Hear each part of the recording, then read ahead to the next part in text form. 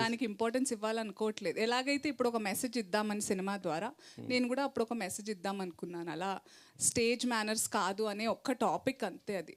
Because ఎవరన్నా with great power comes great responsibility. ఒక చోట మనకి ఫోకస్ లైమ్లైట్ ఉన్నప్పుడు ఒక పద్ధతిగా ఉండాలి. ఆ పద్ధతి అనేది ఒక్కొక్కళ్ళకి ఒక్కోలా ఉంటుంది. కానీ కొన్ని మితిమీరినవి అందరికీ తెలుస్తుంది. ఇన్ఫ్యాక్ట్ నేను మిమ్మల్ని అడుగుతాను, మీకు ఎందుకు తప్పు అనిపించలేదు మీ అందరికీ ఆ టైంలో అని క్వశ్చన్ నేను ఎప్పుడు అడుగుదాం అనుకుంటా. నేను మాట్లాడాల్సి వచ్చింది, మీరు అందరు మాట్లాడలేదు కాబట్టి.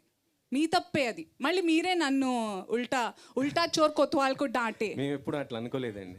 తప్పు ఉంటే తప్పు కంపల్సరీ. మీరు ఎందుకు అప్పుడు అన్నారా వెంకట్ గారు? మీరు నేను విజయ్ని కూడా అడిగాను తెలుసా మీ గురించి. ఓన్లండి ఇప్పుడు వదిలేద్దాం ఇంకా. అంటే we just have to learn అండి. వీడియోస్ చూడండి, నేను అడిగానే లేదనేది. అడిగితే ఎలాంటి సమాధానం వచ్చింది? ఆమెను అడగండి అలా. నేను అలా డిస్రెస్పెక్ట్ చేయలేను. It was I don't hate anybody.